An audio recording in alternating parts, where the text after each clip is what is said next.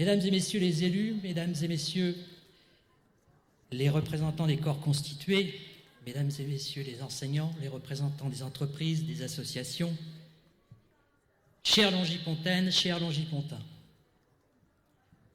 j'aurais pu vous parler de l'état du monde, de ces guerres entre fanatiques qui ne mènent à rien, si ce n'est au chaos.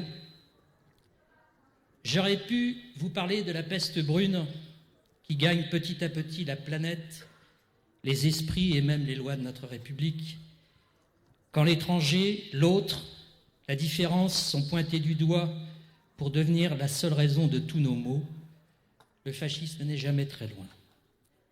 J'aurais pu vous parler du dérèglement climatique, des catastrophes naturelles à répétition, de cet accord historique d'une conférence internationale organisée chez l'un des principaux responsables du désastre annoncé, un accord historique qui masque mal l'inertie de nos gouvernements à changer de modèle. J'aurais pu. Mais je préfère vous adresser un message d'espoir en mettant en avant notre jeunesse longipontaine. Le bon vieux temps, c'est le syndrome qui nous guette tous à mesure que l'âge avance.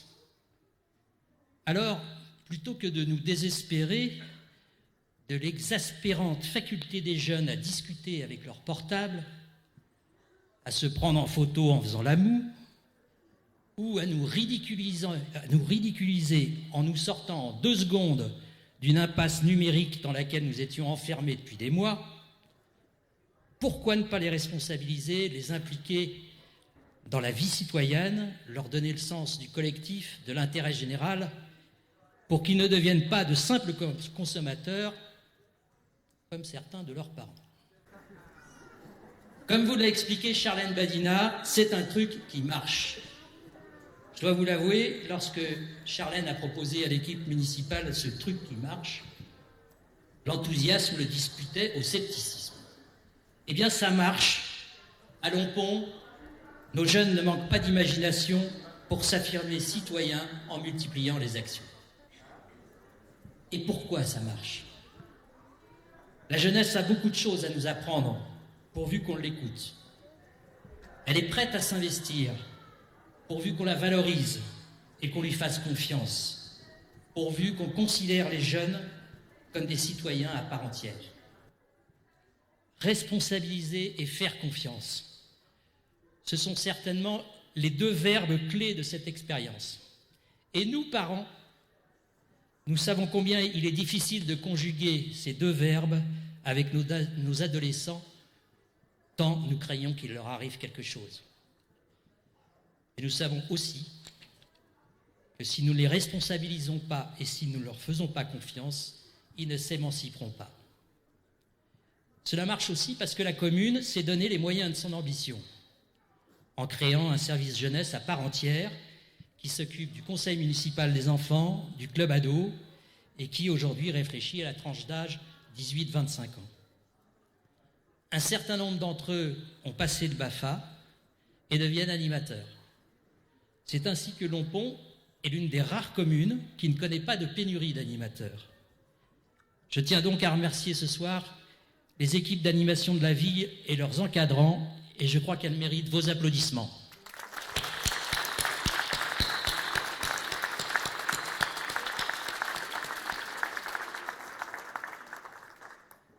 Ce sens du collectif porté dans le club ado, nous avons tous besoin de le retrouver. C'est l'une des grandes valeurs du sport. 2024, année olympique, cela ne vous a pas échappé, qui plus est en France. Au demeurant, je ne suis pas sûr que ces jeux nous aident à porter ces valeurs, notamment auprès des jeunes. Comme dans bon nombre d'activités humaines, l'argent se charge de pervertir la cause. Un exemple, le conseil départemental a dû verser 180 000 € pour que la flamme olympique daigne traverser l'Essonne. Le dépassement de soi, le respect de l'adversaire, l'équité, la persévérance, la discipline. Les vraies valeurs du sport, nous les voyons dans nos associations. avec ces champions que Sylvia Thiebaud nous a présentés, et avec tous ces bénévoles qui se dépensent sans compter pour nous offrir la possibilité de pratiquer notre sport favori. Ils sont là également pour animer notre ville, en participant aux événements de la commune ou en intervenant dans les écoles. Je crois que tous ces bénévoles méritent un tonnerre d'applaudissements.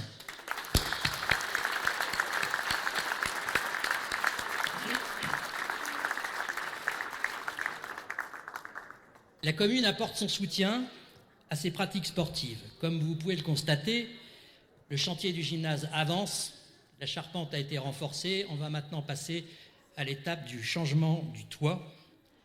Je vous rappelle que ce chantier de près de 3,5 millions d'euros est financé à plus de 50% par l'État, 700 000 euros de dotation de soutien à l'investissement local et 1 million d'euros de l'Agence nationale du sport.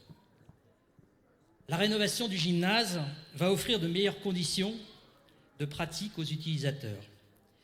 Elle s'inscrit aussi dans la politique de transition énergétique qui reste la priorité numéro 1 de notre mandat.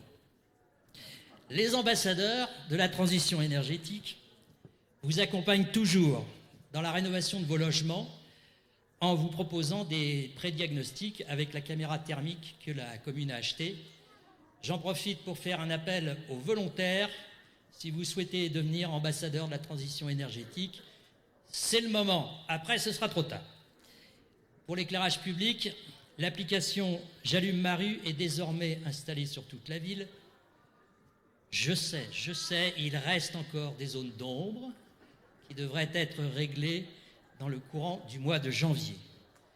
Depuis l'année dernière, c'est toute l'agglomération qui éteint l'éclairage la nuit, ce qui a permis de diviser la consommation d'énergie par 2 et a permis de maîtriser la facture d'électricité l'an dernier alors que les prix de l'électricité s'envolaient. Le changement des éclairages par des LED s'est poursuivi en 2023 et se poursuivra l'an prochain. Il reste beaucoup à faire, notamment dans les écoles, et nous allons travailler avec le conseiller d'énergie partagée de l'agglomération qui aide les villes de moins de 10 000 habitants à réaliser des diagnostics, à prioriser les actions et à monter les dossiers de subvention. L'année 2024 va également être marquée par les premières études sur l'agrandissement de l'école Jean Ferrat. La décision a été prise de maintenir l'accueil de loisirs dans cette école et donc nous allons commencer à travailler sur ce programme.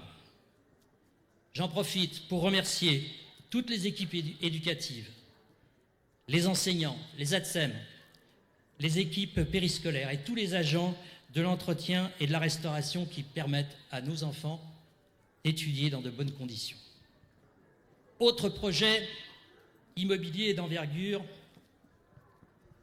après le Biron qui a pris du retard à cause du Covid et de la crise immobilière, la RN 20. Comment vous dire? Vous le savez, nous avons gelé l'urbanisation dans l'attente d'un projet sérieux de transport collectif sur cet axe. Feu, le syndicat de la RN 20 a laissé la place à un PPA, projet partenarial d'aménagement. Il a un mérite, réunir autour de la table tous les acteurs concernés, l'État, la région, le département, les agglomérations et les communes.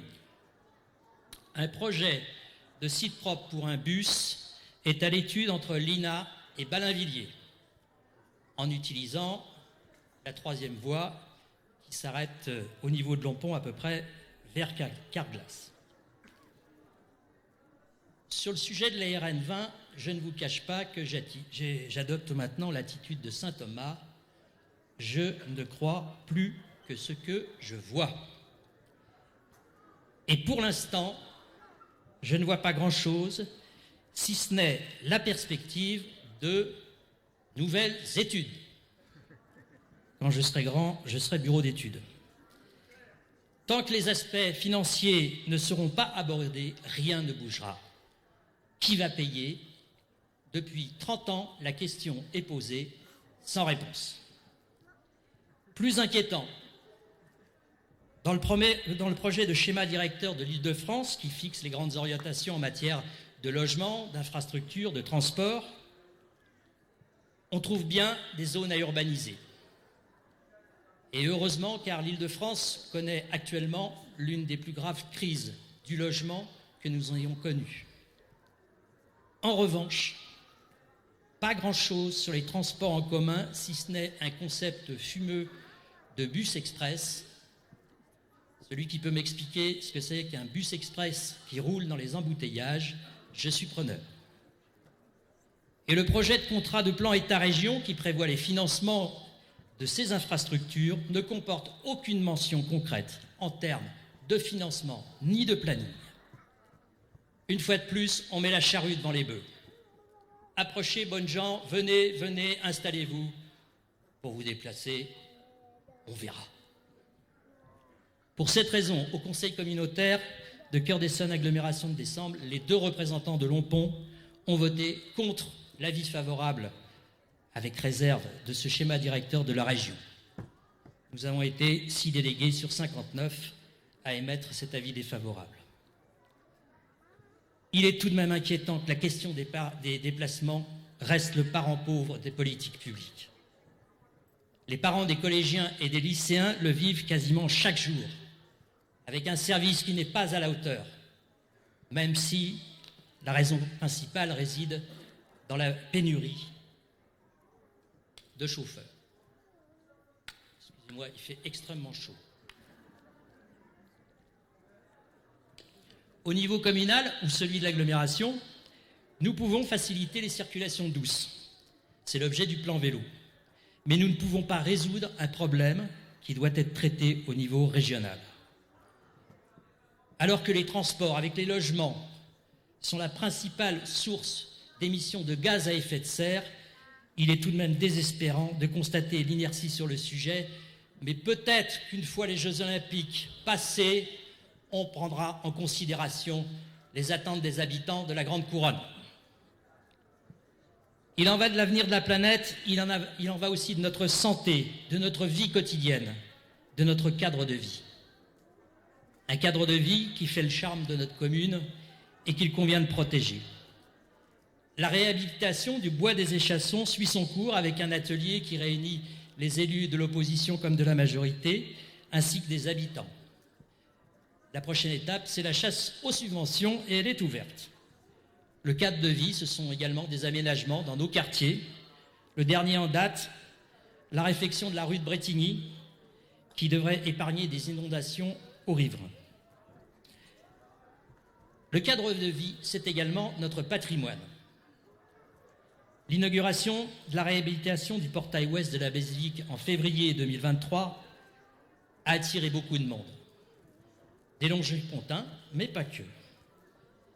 L'architecte, M. Pitet, dont je salue à nouveau le travail de qualité, nous a remis en fin d'année un rapport remarquable qui recense et priorise toutes les actions qu'il faut faire pour réhabiliter la basilique. Il y en a pour un certain temps. Le plus urgent, c'est le clocher, et notamment le pilier, où il y a des infiltrations d'eau. Je vous rassure, ce n'est pas les infiltrations d'eau qui expliquent que le pilier penche, et il continuera à pencher. C'est juste notre jumelage avec Pise. Ces problèmes créent des désordres jusque dans l'intérieur de la basilique. Heureusement, les travaux sur les monuments historiques sont largement subventionnés, notamment par l'État. Et j'en profite pour remercier les services de la Direction régionale de l'action culturelle, Mesdames Aymar et Michelin, notre architecte des bâtiments de France, Madame Rosé, et Madame Vautier de la Commission des sites, avec qui nous travaillons également sur l'agrandissement du cimetière et sur la médiathèque de Cœur-d'Essonne Agglomération dans la Grange Audim. L'architecte a été choisi, le projet avance bien. La basilique et la Grange Audim sont les 2 principaux vestiges du passé clunisien de Lompont. En 2023, la commune s'est lancée dans la candidature du réseau européen de Cluny au patrimoine mondial de l'UNESCO. Une 60aine de sites devraient être retenus et Lompont est la seule candidate de l'Île-de-France. Je remercie l'équipe qui travaille sur le sujet avec des représentants de la Société historique de Lompont, de l'association des sources, de l'association paroissiale et des habitants intéressés par le sujet. Cette équipe est dirigée par Frédéric Gatineau, parti à Corbeil après un long séjour comme recteur de la basilique, et qui nous fait le plaisir de nous faire partager son immense culture. Car il est bien question de culture. Le rayonnement des sites clunisiens n'était pas que religieux, il était aussi politique, économique et culturel.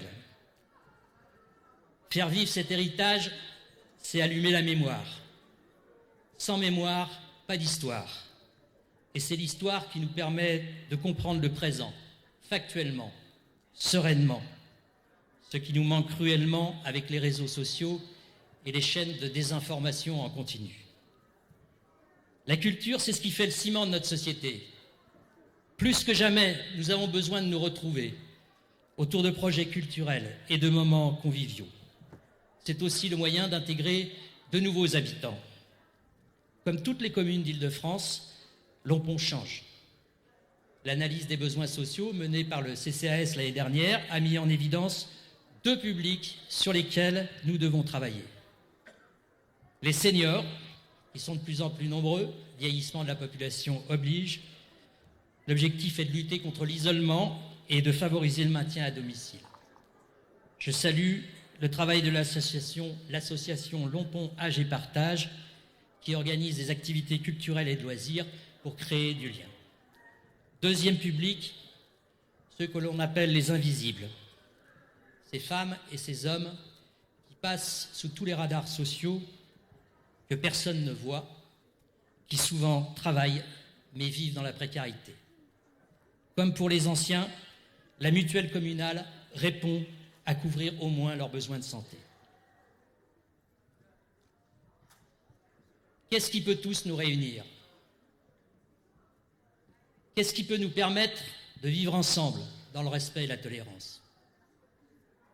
Qu'est-ce qui peut transcender nos différences, dépasser nos clivages politiques, religieux, sociaux? Qu'est-ce qui peut nous permettre de donner un sens à la société? Un mot permet tout cela, et ce mot, c'est la solidarité. Solidarité entre générations, solidarité entre peuples, ou tout simplement solidarité entre voisins. Quand j'entends le mot solidarité, un visage me vient en tête, le visage d'un grand monsieur de Lompont qui nous a quittés en fin de l'année dernière, Roland Franckmagne, président de Monde en Marche. Il nous laisse un héritage à cultiver pour que Lompont soit une ville toujours plus solidaire. Avant d'en terminer, je tiens à remercier tous les agents de la commune qui travaillent pour vous, pour nous, sous la houlette de Christelle Seigneur, de retour de Vendée.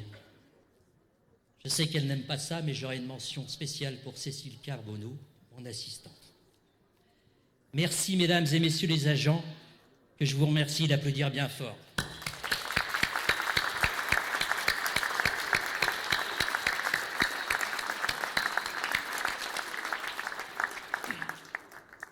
Merci aussi, mesdames et messieurs, tous les élus. Il ne faut pas exagérer le blues des élus locaux, ni même les risques qui pèsent sur eux. Force est de constater que nous avons connu période plus aimable. Et comme chaque année, je le dis, je le redis, et je le redirai l'an prochain, j'ai la chance d'avoir autour de moi une équipe formidable, une famille formidable. Merci Maya et Tom, sans qui rien ne serait possible.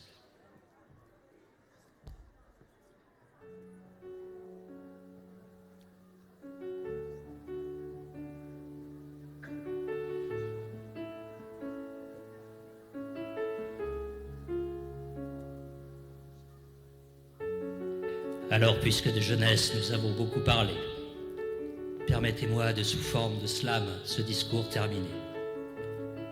Dans nos têtes et nos esprits, notre jeunesse sachons conserver. Peu importe notre âge, que nous soyons bien ou mal nés.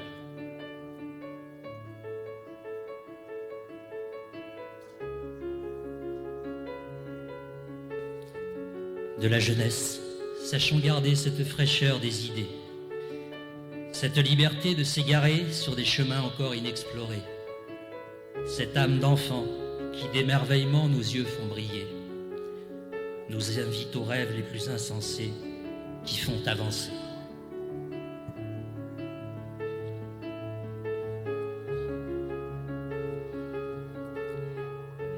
À toutes et à tous, des vœux de santé, je souhaite formuler. Que 2024 vous apporte joie, bonheur, moments privilégiés. Avec votre famille, vos proches et tous ceux que vous aimez. Prenez soin de vos amours et cultivez précieusement vos amitiés. À nous tous, collectivement, je nous souhaite de l'humanité, du respect, de la tolérance, de la fraternité. Et si d'aventure les choses devaient ne pas si bien tourner, une bonne dose d'humour, ce remède qui aide à tout supporter. Je vous remercie.